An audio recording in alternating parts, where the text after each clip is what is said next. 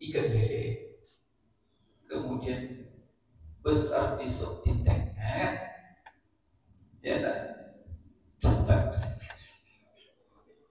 Setelah itu dibawa ke pasar, dibeli.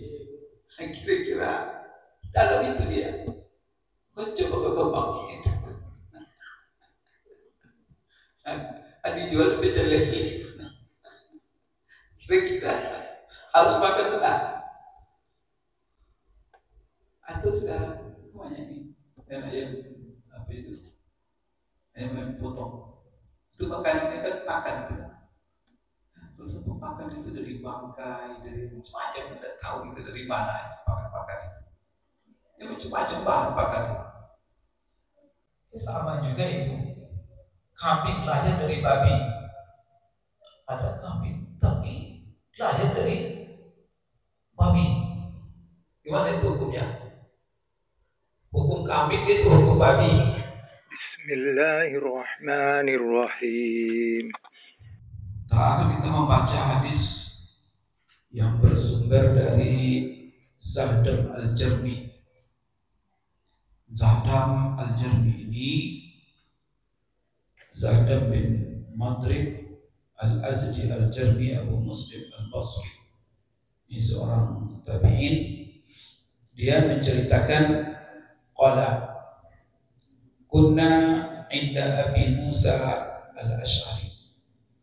Kami pernah bersama dengan Abu Musa Al-Asy'ari. Ini seorang sahabat yang terkenal yang pernah diutus oleh Rasulullah Sallallahu Alaihi Wasallam ke negeri Yaman sebagai duta Rasulullah untuk mengembangkan dakwah di sana bersama dengan Mu'adz bin Jabal. Kemudian beliau ini juga pernah menjadi gubernur di masa Umar bin Khattab. Abu Musa Asy'ari Zahdam menceritakan kami pernah bersama dengan Abu Musa Asy'ari. Fa'utiya bilahmi dajajin. Lalu didatangkanlah, dihadirkan dalam hidangan kami daging ayam, lahmu dajjal. Fatanaha rajulun minal qawm. Di antara yang hadir ketika itu melihat dihidangkan daging ayam tadi, ada seorang yang hadir ketika itu langsung dia mundur, minggir dia dan mundur. Faqala, melihat dia mundur ketika dihidangkan daging ayam, Abu Musa Al-Asy'ari bertanya, "Malam, kenapa kamu mundur?" Melihat daging ayam tadi terhidang. Faqala inni ra'aituha ta'kulu syai'an. Saya pernah melihat seekor ayam mau makan sesuatu. Sesuatu itu adalah sesuatu yang menjijikkan. Ayam kan biasa, mohon maaf kan, karena kotoran manusia juga dimakannya, bangkai kadang dimakannya. Jadi dia lihat, tapi dia ada sebutkan. Dia katakan inni ra'aituha ta'kulu syai'an. Saya pernah melihat ayam memakan sesuatu. Sesuatu yang dia bilang, tapi dalam tafsirnya itu ya sesuatu yang kotor, menjijikkan. Maka semenjak itu bersumpah saya. Maksudnya melihat ayam tadi makan kotoran tadi. Fahalaftu, lalu saya bersumpah alla akuluha, bersumpah saya dari hari ini tak akan makan daging ayam. Bapak di sini pernah bersumpah tak makan daging ayam, tapi melihat daging ayam makan kotoran pernah. Lihat daging ayam tadi, bersumpah demi Allah saya tak akan lagi makan daging ayam. Maka ketika dihidangkan langsung dia minggir. Ingat dia sumpah. Sebab kalau dia duduk dia makan melanggar sumpah. Itu tuh. Pernah Allah demi Allah saya akan makan. Qala, maka Abu Musa bilang, "Udnu, sini, dekat kamu lagi." Panggil oleh Abu Musa karena dia terkiri kan, langsung mundur dia. Mendengar itu komentar dia, karena saya pernah bersumpah tak akan makan lagi ayam. Maka Abu Musa bilang, sini kamu, Udnu, fa inni ra'aitu Rasulullah sallallahu alaihi wasallam ya'kulu lahma dajajin. Sini duduk. Lalu Nabi Musa sehari bilang kepada dia begini, tahu kamu kan, demi sungguh aku telah melihat Rasulullah sallallahu alaihi wasallam makan daging ayam. Coba Rasulullah saja makan daging ayam, masa kamu tak makan daging ayam? Kan begitu itu. Siapa kamu? Kamu itu bahasanya. Kalau kamu mengaku umat Rasulullah, kamu itu orang mencintai Rasulullah, ya sudah, sukai apa yang disukai oleh Rasulullah sallallahu alaihi wasallam. Rasulullah SAW. Jadi dia langsung bilang, sini, saya sudah melihat sungguh, fa ini sungguhnya aku pernah melihat Rasulullah SAW makan daging ayam. Hadis ini kan yang menjadi stressingnya itu kan apa yang dimakan Rasulullah. Berarti berdasarkan hadis ini dari kisah Abu Musa Asy'ari, salah satu yang pernah dimakan Rasulullah Sallallahu Alaihi Wasallam adalah daging ayam. Terus Bapak Ibu sekalian, hadis berikutnya itu Zaid al-Jarmi qala, dalam riwayat lain dari Zaid al-Jarmi dia berkata, kunna inda Abi Musa al-Asy'ari, kami pernah bertamu kepada Abu Musa al-Asy'ari atau bersama Abu Musa al-Asy'ari. Faqaddama ta'amahu, lalu dia menghidangkan makanannya. Wa qaddama fi ta'amihi lahma dajajin, maka salah satu yang dihidangkan dalam makanan tadi adalah daging ayam. Ini dalam riwayat lain ya. Ini Bapak Ibu, hadis ini ada dalam Sahih Bukhari dan Muslim. Ya, ada ini hadis Sahih dalam Bukhari dan Muslim. Lalu ini riwayat lain, wa fil qaumi rajulun min bani Taymillahi Ahmad. Di antara yang hadir ketika itu, kalau tadi kan tidak disebut, yang disebut cuma fatanaha rajulun minal qaumi. Ada seorang yang hadir, langsung dia minggir. Tapi si orang itu siapa? Dalam riwayat lain dijelaskan orangnya. Wa fil qaumi rajulun min bani Taymillahi Ahmad. Di antara yang hadir ketika itu ada seorang laki-laki, yaitu dari suku Taymillah. Ini suku Taymillah. Ini suku Taymillah ini nisbat kepada suku Bani Bakar bin Abdi Mana bin Kinana. Taymillah itu Bani Taymillah. Taym itu artinya adalah Abdullah. Jadi hamba Allah Taymillah. Tapi itu disebut dia dari Bani Bakar. Nanti disebut sukunya. Orang itu adalah dari Bani Taymillah. Kemudian warna kulitnya kemerah-merahan ahmad. Ka'annahu maula. Dia mirip dengan budak. Dia seolah-olah dia budak, hamba sahaya. Qala, kemudian berkomentar Zadab falam yajnu, maka dia tidak mendekat. Faqala lahu Abu Musa, lalu Abu Musa berkata kepadanya, udnu menuju mendekatlah ke sini. Fa inni qad ra'aitu Rasulullah sallallahu alaihi wasallam akala min. Sesungguhnya aku telah melihat Rasulullah SAW makan daging ayam. Lalu laki-laki tadi di sini makan. Karena saya telah melihat Rasulullah makan daging ayam. Yang Musa dikiranya daging ayam itu barangkali haram. Oleh karena itu dikatakan oleh Abu Musa, kenapa kamu tak makan? Rasulullah SAW dia makan. Maka di sini di akhir letak sebabnya. Maka berkata laki-laki tadi yang dari Bani Taimillah, inni ra'aituhu ya'kulu syai'an faqadirtuhu fahalaftu an la at'amahu abadan. Sungguh aku pernah melihat seekor ayam makan sesuatu yang kotor. Faqadirtuhu, maka saya jijik melihatnya. Maka saya menganggap jijik. Fahalaftu, maksudnya itu aku bersumpah alla at'amahu abadan, tak akan makan daging ayam selamanya.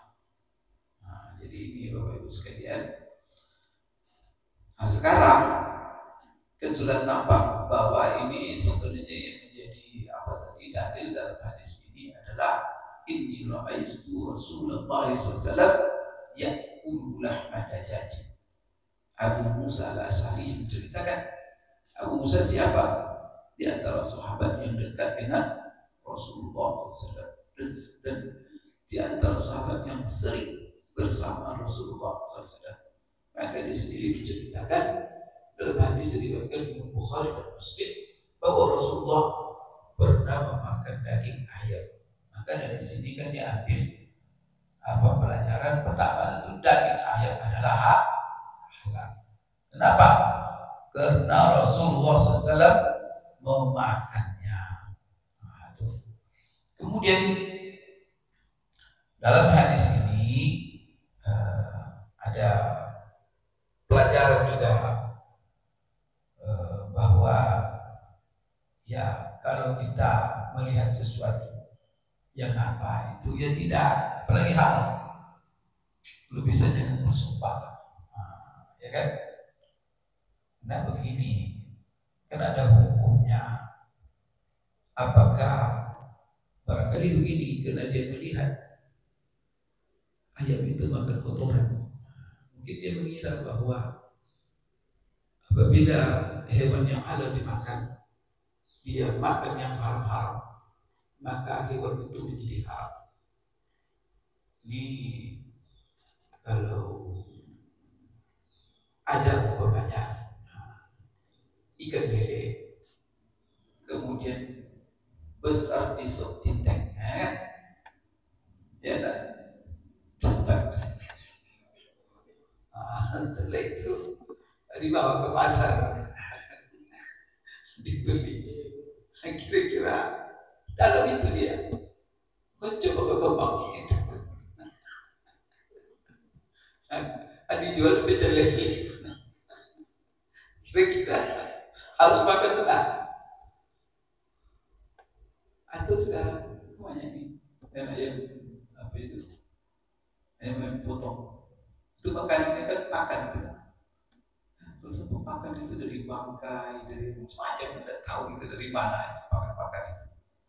Ya macam-macam bahan pakan itu. Bahkan dalam kandang-kandang ayam itu, ada yang mengelola, karena ayam itu banyak mati di kandang itu. Ayam mati itu tidak ada yang mubazir itu, semuanya diolah kembali. Salah satu ayam yang mati itu diolah menjadi padahal itu bangkai itu sudah ayam mati. Sekarang itu kan ada ayam itu. Gimana ayam itu jadi haram karena makanannya haram? Terus jadi untuk kita ketahui bahwa kalau hewan itu sama juga itu. Kambing lahir dari babi, ada kambing Gimana itu hukumnya? Hukum kambing itu hukum babi. Atau babi lahir dari kambing. Kambing melahirkan babi. Apa hukumnya itu? Ngeri-ngeri kita itu ya. Kan bisa terjadi dalam penjara. Begini juga hewan-hewan. Banyak hewan-hewan yang halal itu. Bapak Ibu makanannya yang halal. Tapi apakah menjadi haram ya dengan makanan itu tidak? Lele tadi tidak haram ya. Cuma mampu makan tidak, itu aja masalahnya. Itu aja masalahnya itu. Cuman ada aturan. Ya, ada aturan Bapak Ibu sekalian namanya hewan-hewan halal yang makan najis. Tapi makan najis tidak sekali, 2 kali. Memang itu makanannya. Tapi kalau sekali-sekali tidak ada masalah. Kebanyakan ayam tuh. Ayam ternyata kan makannya yang bersih-bersih. Bisa sekali dia makan. Itu tidak disebut jallala. Jallala ini hewan pemakan kotoran, hewan pemakan najis. Artinya memang itu makanannya yang dominan dan dia besar berkembang dengan makanan itu. Itu jadi masalah. Tapi kalau rata-rata bersih makanannya, sekali-sekali dia itu tidak masuk jallala, itu tidak ada masalah halal. Seperti orang tadi itu, sekali dia cuma lihat itu bersumpah setelah itu akan makin makan, itu salah itu. Dikiranya kalau ada nanti hewan yang halal itu makan najis langsung jadi najis. Bahkan kalau memang dominan dia makan di kotoran. Seperti ini, mohon maaf nih ya, sekarang kolam ikan banyak WC untuk menghemat biaya katanya. Hasilnya dijual pasar. Makanya bapak-bapak itu hal jadi kalau dia dominan makan yang najis kotoran tadi, maka baru disebut jallala. Kalau jallala ini Bapak Ibu sekalian ada aturannya. Di dalam kalau kita melihat bagaimana aturan jallala itu di dalam secara fikih. Jallala ini adalah hewan pemakan najis. Apakah halal kita makan atau tidak? Di sini hukum jallala. Seperti ini sini zaba jumhur fuqaha ila anna akli lahmil jallala. Coba apa yang disebut dengan jallala? Adaba allati tatabba atau tatsma'un najasat wa ta'kul jullah. Jadi hewan yang memang makan najis, makan kotoran, yaitu kotor-kotoran manusia, kotor-kotoran hewan.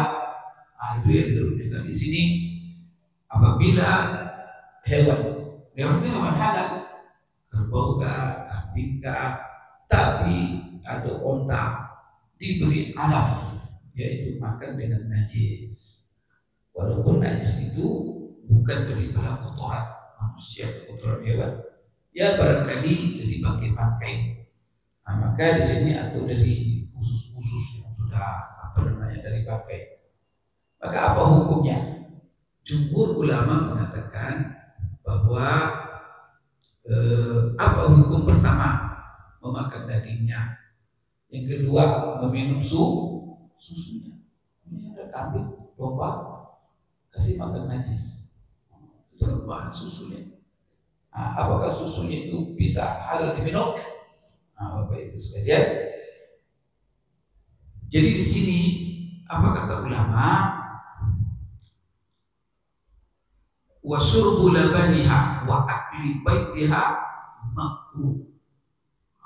Jumhur ulama mengatakan kalau memang dominan itu makanannya, maka makan dagingnya, minum susunya, makan telurnya, tentu makruh hukumnya. Seperti ayam atau telur. Tapi syaratnya apa? Idza dhahara taghayyuru lahmiha birra'iha. apabila ketika kita sembelih kemudian nampak ada perubahan daging itu berbau, ada bau kotoran, jadi berpengaruh dia kepada fisik daging itu, rusak bibotnya. Kemudian juga hewan itu sendiri bau bibotnya karena makanannya lain bau hewan itu, karena sehari-hari itu aja makanannya. Sebagian ulama seperti satu pendapat di kalangan Syafi'iyah setelah riwayat dari Ahmad, yahrum lahmuha wa labanuha, maka hukumnya adalah haram. Sebenarnya mengatakan haram dagingnya, haram minum susunya. Ini didasarkan kepada hadis Abdullah bin Umar. Abdullah bin Umar mengatakan, nah Rasulullah SAW anil ibili al-jallalah ayyuk kana lahmuha. Rasulullah SAW melarang daripada unta yang jallalah, pemakan najis, untuk dimakan dagingnya. Kemudian dilarang Rasulullah meminum susunya. Kemudian dilarang Rasulullah untuk menjadikan unta tadi kendaraan, mengendarainya. Wala yuzakkihan nas hatta, dan jangan disembelih katanya, kata Rasulullah SAW, sampai dia diisolasi, dibersihkan, itu. Jadi kalau unta itu berapa hari? Kata Rasulullah, arba'ina laila, 40 malam, 40 hari. Jadi kalau mau makannya, bagaimana caranya? Diisolasi dulu, setelah itu dikasih dia makan rumput yang bersih selama 40 hari. Kalau sudah 40 hari baru nanti disembelih dan dimakan dagingnya atau diminum susunya. Jadi tidak langsung. Tapi ini kalau ya nampak perubahan bau karena dia makan najis. Tapi kata ulama, idza lam yadhhar minha taghayyurun bi rihin aw natin, kalau tidak nampak perubahan, apakah itu baunya atau ada bau busuk, fala karahata inda Syafi'iyah. Jadi kalau tidak ada pengaruhnya, tidak nampak perubahan dalam fisik hewan itu, maka tidak ada makruh kata Syafi'iyah. Wa in kanat la ta'kulu illa najasa. Jadi Syafi'iyah mengatakan begini, ilatnya itu tergantung, kalau ada terjadi perubahan kena najis itu pada dagingnya atau pada bau hewan tadi, maka kata Syafi'iyah sebagian mengatakan makruh, sebagian mengatakan haram. Tapi kalau tidak ada perubahan, maka tidak ada masalah.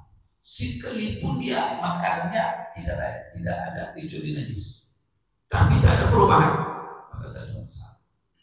Nah ini kata Syafi'iyah. Kemudian kalau fatwanya mazhab Imam Ahmad, yukrah ahdul lahmiha wa syurbi labaniha idza kana aksara adam najasa.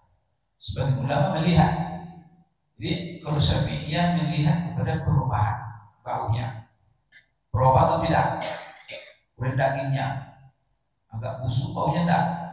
Tapi kalau Hanabilah enggak, ukuran dia oleh dia, apakah lebih banyak dia makan najis, kotoran, atau lebih dominan dia makan yang bersih. Maka dilihat makanannya apa yang dominan. Kalau nanti yang dominan itu suci, maka tidak ada masalah. Tapi kalau dominan makanannya adalah najis, dilihat. Kalau terjadi perubahan atau bau pada badan hewan tadi, maka di sini baru hukumnya makruh. Ini menurut ulama Hanabilah Hambali. Tapi menurut Malikiyah, Malikiyah ini longgar dia. Kalau Malikiyah ini anjing aja ada yang makan anjing mereka. Menurut mereka najisnya. Jadi kalau ada orang menggendong-gendong anjing, itu makan barangkali mazhabnya Maliki itu pindah mazhab ya kan? Gendong anjing. Kenapa bagi Maliki ya anjing apa namanya hukumnya tidak seperti Usafiyah paling ketat. Di Malikiyah mengatakan lahmun jannana, daging hewan yang makan najis, unta, kambing, ayam, apa?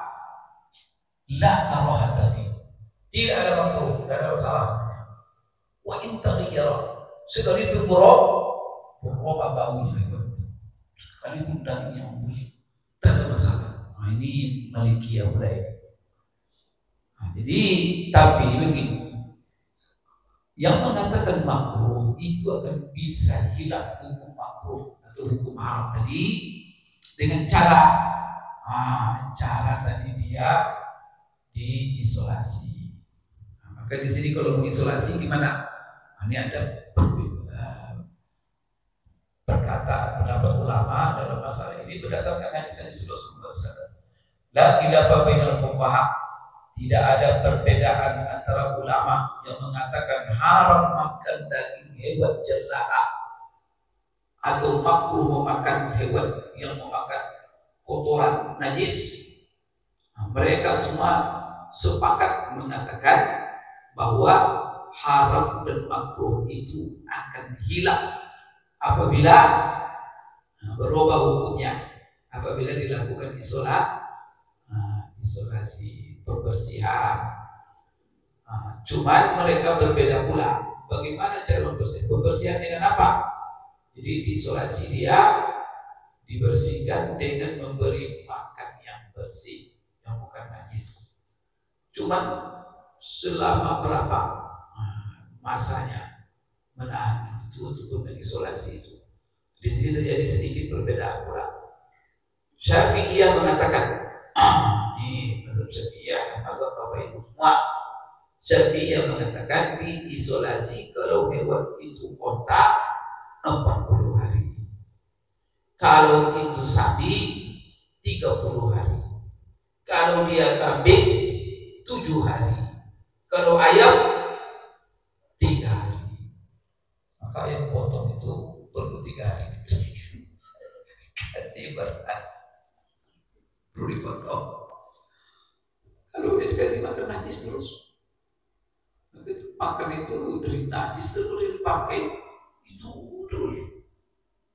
Maka kalau bau daging lagi kan, itu makan itu ada yang katakan haram, ada yang katakan makruh, dan baru dia halal dimakan, hilang makruh tadi ada bila dia diisolasi. Kalau ayam berapa lama? 3 hari.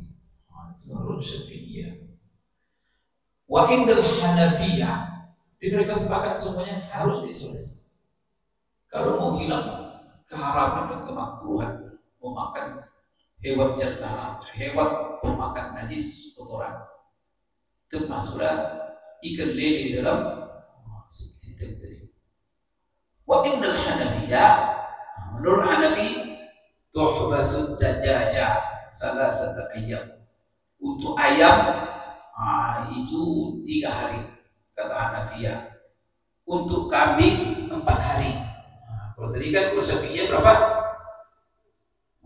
Kalau unta 40 hari. Kalau kambing sapi 30 hari. Kemudian kalau kambing 7. Kalau Hanafiyah dah 4 hari saja. Kalau kambing. Kalau ayam 3 hari. Sedangkan unta dan sapi asyaratu ayyam 10 hari. Berarti menurut Hanafi isolasi itu paling maksimal 10 hari.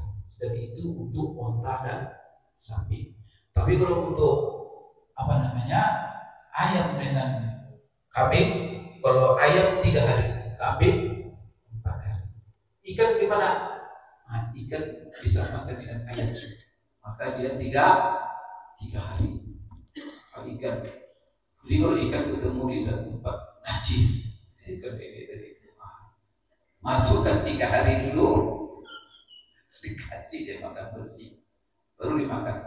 Jangan langsung dimakan dia dagingnya. itu adalah Hanafi. Sekarang Imam Ahmad gimana pula fatwanya?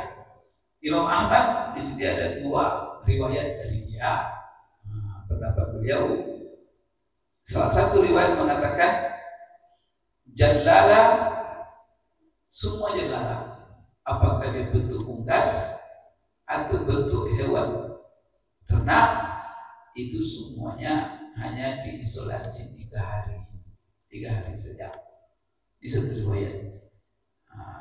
Kemudian dalam riwayat lain dia bersama dengan Syafi'iyah bahwa onta dan sapi itu 40 hari dalam riwayat yang lain. Ini Bapak Ibu sekalian hukum daripada jallala. Maka jallala ini kalau mengendarainya gimana hukumnya? Seperti onta tadi. Maka di sini yukrahu rukubul jallala bila haid. Jadi kalau kita ini mengendarai onta yang makanannya najis, makruh kita mengendarainya. Kalau ada juga kuda atau apa yang kita kendarai makanannya najis, kotoran saja, maka itu makruh mengendarainya tanpa alas. Tapi kalau di alas tak masalah. Kalau langsungnya makruh. Ini berdasarkan hadis Ibnu Umar, naha Rasulullah SAW al-jallala fil ibili an yurkaba 'alaiha aw yushraba min albaniha. Rasulullah SAW melarang jallala dari jenis onta itu dikendarai dan diminum susunya. Jadi kapan bisa kalau dikendarai tadi? Tapi kalau seandainya sudah diisolasi, itu dah agak hilang makruh.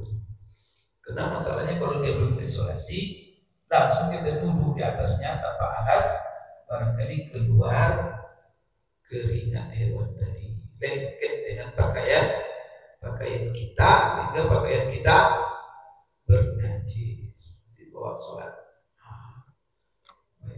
Kalau korban dengan hewan jallala gimana hukumnya? Kalau Bapak Ibu beli hewan korban, tanya dulu apa makanannya. Sebagian ulama mengatakan tidak sah berkorban dengan hewan jallala. Siapa yang berpendapat seperti itu Hanafi. Maka Hanafi mengatakan la tujzi fil udhiyati idza kanat la ta'kulu ghairan najasa. Maka tidak sah hewan menjadi hewan korban apabila hewan itu makanannya hanya najis saja. Kalau dia diberi makan dengan najis maka tidak halal. Ini Bapak Ibu sekalian dalam masalah jallala tadi, hukumnya di dalam pembersihan. Maka ayat tadi kalau cuma, tapi itu ya rata-rata pemakan dominan atau jadi 2 hal. Pertama, memang makanannya najis saja. Yang kedua, lebih banyak dia makan najis, makan yang bersih, tapi lebih banyak makan yang najis. Tapi kalau cuma sekali, tidak masuk. Seperti tadi orang tadi itu, baru sekali dia lihat, langsung bersumpah makan lagi. Itu. Maka di sini, Bapak Ibu sekalian, ditegurlah dia oleh Abu Musa al-Asy'ari, udnu, baik di sini. Maka di sini Bapak Ibu sekalian ada hukum sebenarnya di dalam satu riwayat. Dalam satu riwayat dalam Sahih Bukhari dan Muslim ada sambungan hadis ini. Jadi udnu. Jadi ada komentar Abu Musa itu dalam riwayat lain. Tadi kan dia bilang cuma kalau sini. Karena tadi disangka oleh Abu Musa dia itu mengatakan haram. Mungkin tidak makan daging ayam kita. Maka Abu Musa ingin mengingatkannya. Ini itu Rasul Sallam yang umrah. Saya lihat Rasulullah Sallam memakannya. Artinya apa Bapak Ibu ya? Kalau kita ingin mengatakan halal haram harus kita punya dalil. Dalilnya apa? Al-Quran atau Sunnah Rasulullah. Kan berdalil itu Musa. Rasulullah makan. Kalau Rasul sendiri makan berarti itu sunnah fi'liyah. Sunnah fi'liyah artinya Rasul sendiri makan berarti sunnah. Tapi di sini dia bersumpah. Tapi saya misalnya saya lihat dia dulu makan najis, maka saya bersumpah tidak akan makannya lagi. Di sini Abu Musa mencari penyelesaian lagi.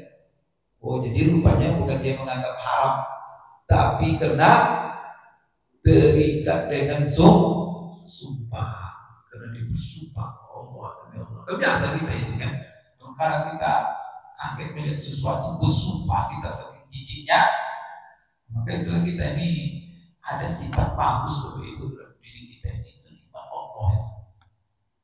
Sifat berlupa namanya, ya kan? Kalau kita ini tidak berlupa, ingat semuanya, dan bisa makan kita. Ya, ingat terus ada kita lewat makan apa, jadi itu kita ingat terus. Maka tak baik itu menderita kita di dunia. Maka di sini rupanya terbukti bahwa dia tidak makan itu karena pernah bersumpah. Jadi karena dia pernah bersumpah, lalu Abu Musa berikan penyelesaian lagi. Penyelesaiannya juga dari hadis Rasulullah SAW. Ini pelajaran bagi kita. Kalau bapak pernah bersumpah tidak akan makan sesuatu padahal makanan itu halal, tapi dia pengen makannya lagi, kan begitu itu. Karena marah-marah sama istri, sumpah demi Allah saya tak pulang-pulang lagi. Keluar dia ke rumah maknya. 2 hari baru di rumah mak, ribut lagi sama istri. Tapi tadi sudah bersumpah. Nah, ada orang gampang bersumpah karena emosi sumpah. Itu gimana itu? Langgar sumpah nanti. Resolusinya. Jadi apa kata Abu Musa al-Riwayat dalam Sahih Bukhari Muslim? Ukhbirkan anzani. Kalau begitu saya akan kasih tahu hukum. Apa? Summa haddatsahu an Rasulillah sallallahu alaihi wasallam qala. Sini kamu, saya ingin kasih tahu kamu. Oh, jadi kamu gara-gara pernah bersumpah ya dan makan ayam lalu kamu mikir sini. Lalu dia bilang saya pernah mendengar Rasulullah SAW. Hadis lagi. Itulah kita ini kalau bicara ada dasar, ada dalil. Apa hadisnya?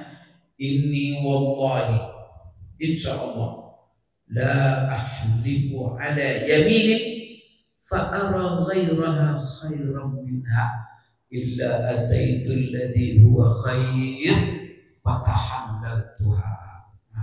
Itu apa artinya ini? Sesungguhnya Rasul bersabda, sesungguhnya aku demi Allah, insyaallah kata Rasulullah, la ahlifu ala yaminin, saya tak akan bersumpah dengan satu sumpah.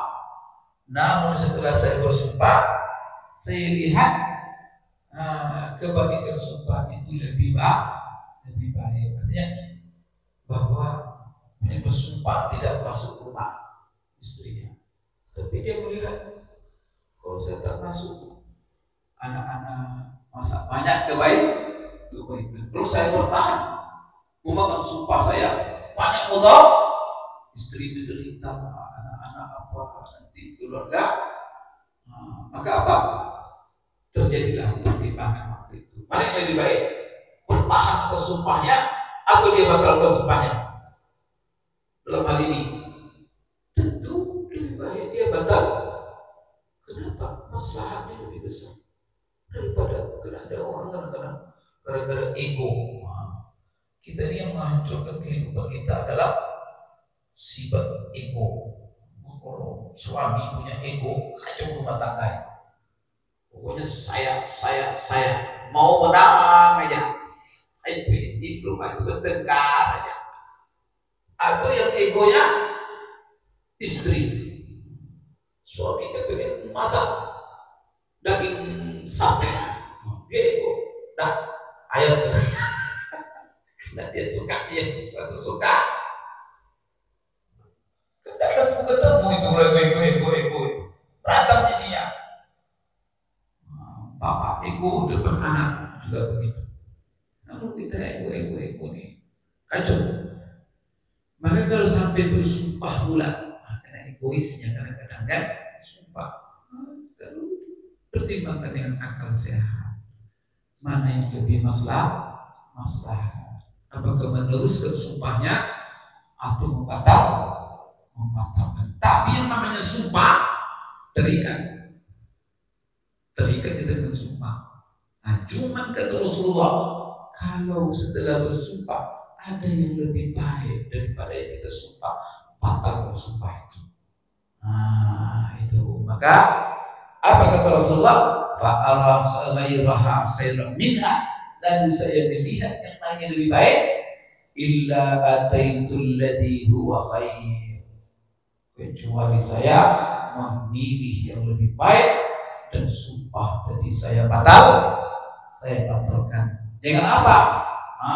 Tentu dengan proses hukum pula, yaitu dengan membayar kafarah. Itu Bapak Ibu ya. Tahallal Tuhan. Artinya apa? Saya melakukan sesuatu yang menghilangkan apa namanya konsekuensi sumpah tadi. Gimana cara menghilangkannya? Ya, maka dia akan menjadi halal lagi. Dengan syarat apa? Bayar kafarat sumpah. Nah sekarang apa kafarat sumpah itu? Kafarat sumpah itu, Bapak Ibu, kalau kita melihat di dalam apa namanya fikihnya apa kafarat sumpah itu, ada 4 pilihan dalam masalah kafarat sumpah. Pertama sekali,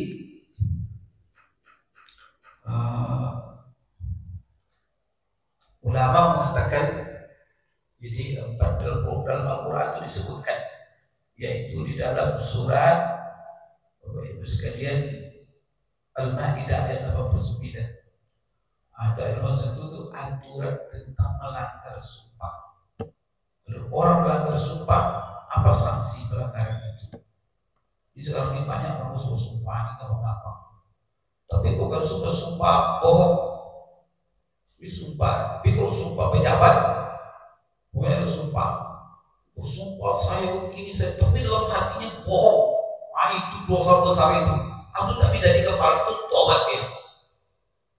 Kan ada apa itu pejabat menerima sumpahan. Saya bersumpah akan melaksanakan tugas, akan mementingkan kepentingan rakyat. Nah, sudah jadi kepentingan bangsaku. Bangsaku ini ya pokoknya. Itu gimana? Melanggar sumpah. Tapi dia tahu pula pikir. Nanti kalau terlanggar bayar aja kabar. Itu yamin khabus namanya. Tidak boleh.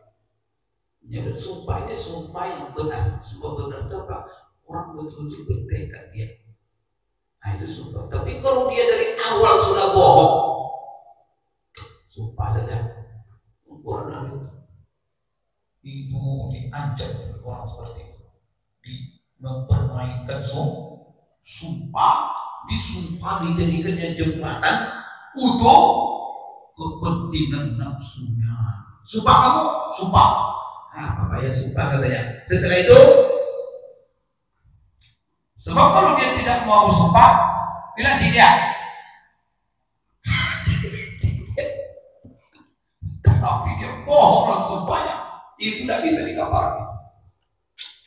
Itu tobat masuk suha. Itu apa yang harus kita? Dia udah ada nanti yang diangkat nanti dia pejabat. Jangan berarti sumpah itu ya bin khabus namanya. Tidak boleh dosa besar. Tapi ini bersumpah dia memang benar dia sumpah. Dia tidak akan melakukan. Tapi setelah berjalan dia lihat lebih baik. Membatalkan sumpah itu aja. Maka di sini dah bayar kafarah. Di sini Allah mengatakan la yu'akhizukum Allahu billaghwi fi aymanikum walakin yu'akhizukum bima aqadtumul ayman fa kafaratuhu. Maka siapa yang membatalkan sumpahnya, maka dia harus bayar kafarat. Apa kafaratnya? Pertama, memberi makan 10 orang miskin. Jadi orang miskin 10 orang. Yang tadi bersumpah tak makan daging ayam, jadi pertama makan, kasih makan 10 orang miskin. Atau kiswatuhum, atau memberi pakaian mereka, kasih dia pakaian. 10 orang miskin kasih makan, oke. Kalau tidak bisa, belikan pakaian untuk 10 orang miskin. Au tahriru raqabah, atau dia memerdekakan seorang hamba. Jadi 3 pilihan pertama. Jadi kalau dia ingin melanggar sumpahnya, ketika dia bersumpah, saya takkan naik ke rumahnya lagi. Ini kata suami kepada istrinya. Pergi dia, rindu dia mau datang lagi. Maka apa? Boleh datang tak? Boleh, tapi apa? Bayar dulu kafarat. Berapa kafaratnya? Kasih makan 10 orang miskin, atau kasih pakaian 10 orang miskin, atau merdekakan seorang hamba. Nah, ini pilihan 3 ini. Kalau dia tak ada, umpamanya Pak, tak ada duit, tak ada usuh lah, tak ada kasih makan, tak ada kasih pakaian, tak ada beli apa. Faman lam yajid fasiyamu salasati ayyam. Kalau dia tak ada uang untuk ngasih makan atau beli pakaian untuk beli seorang hamba, maka apa yang harus dilakukan? Puasa 3 hari. Maka di sini perlu diketahui, banyak orang kan tidak mengerti paham ini. Pilihan itu pertama harus kasih makan dulu 10 orang miskin. Kalau dia punya duit, maka pilihannya 3. Kalau dia punya duit, kasih makan 10 orang miskin, kasih pakaian 10 orang miskin, atau mereka seorang hamba. Kalau tak punya duit, baru puasa. Nah, sekarang banyak orang salah, langsung puasa saja. Puasa 3 hari. Nah, itu kita punya duit. Kalau punya duit, ya harus bayar kafarat dengan kasih makan. Nah, ini Bapak sekalian, orang yang melanggar sumpah, membatalkan sumpahnya, pilihan antara 3. Silakan azan dulu.